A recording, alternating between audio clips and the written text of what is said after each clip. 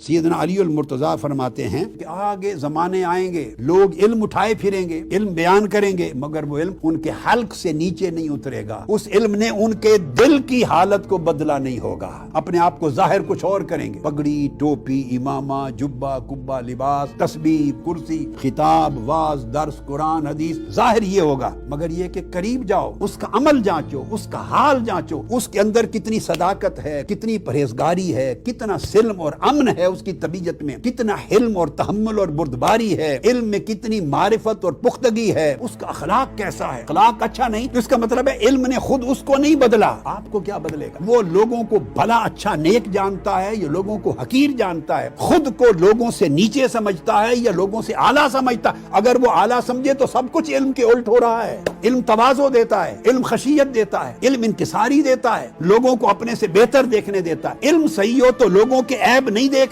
دیتا، اپنے عیب دکھاتا ہے۔ ہم عیب دیکھنا تو دور کی بات ہے، بیٹھ کے لوگوں کے عیب اچھالتے ہیں، مسندوں پر بیٹھ کر لوگوں کو للکارتے ہیں۔ اگر اختلاف ہے تو اختلاف کو اختلاف نہیں رہنے دیتے، مخالفت بناتے ہیں، فساد بناتے ہیں، دھڑے بندی کرتے ہیں، دشمنیاں پیدا کرتے ہیں۔ کسی ایک کا مرید اور ایک کا شاگرد اور طالب علم کسی دوسرے استاد کی عزت نہیں کرتا ہماری سوسائٹی میں۔ اسی سے آپ اندازہ کر لیں وہ علم ہے کیا؟ یہ علم ہلاکت ہے، یہ علم جہنم ہے۔ آپ اگر میرے شاگرد ہیں، مجھ سے علم لیتے ہیں اور کسی دوسرے کے استاد کو گالی دیتے ہیں تو لعنت ہے اس علم پر۔ آپ نے کیا سیکھا ہے؟ اگر میرا ادب کرتے ہیں اور دوسرے کے استاد کا ادب نہیں کرتے تو کیا سیکھا ہے آپ نے میرے ادب سے؟ یہ ہر عالم کو، ہر مدرس کو، ہر شیخ کو، ہر معلم کو دیکھنا چاہیے کہ جس طرح اس کا ادب کرتے ہیں وہ اپنے طلباء کو، شاگردوں کو اوروں بڑوں کا ادب کرنا سکھائے، بڑوں کی عزت کرنا سکھائے۔ وہ کیسے سیکھیں گے؟ جب وہ زندگی بھر آپ کی مجلس میں بیٹھیں گے اور ایک جملہ بھی آپ کے منہ سے کسی اور کے بارے میں منفی نہیں سنیں گے، تنقید نہیں سنیں گے، تضحیق نہیں سنیں گے، جب کسی دوسرے کے خلاف آپ کو بولتے نہیں سنیں گے تو ان کی زبانیں بھی بند ہو جائیں گی۔ اور جب آپ مجلس میں لوگوں پر تان کریں گے، تنقید کریں گے، غیبت کریں، چغلی کریں، اپنے سے حقیر بنانے کی کوشش کریں، مذاق اڑائیں دوسرے کا، جب آپ سے آپ کے شاگرد یہ سنیں گے تو وہ 100 گنا بڑھ کر پھر بد اخلاق ہو جائیں گے۔ سیدنا علی المرتضیٰ فرماتے ہیں یہاں تک تنگ دل ہو جائیں گے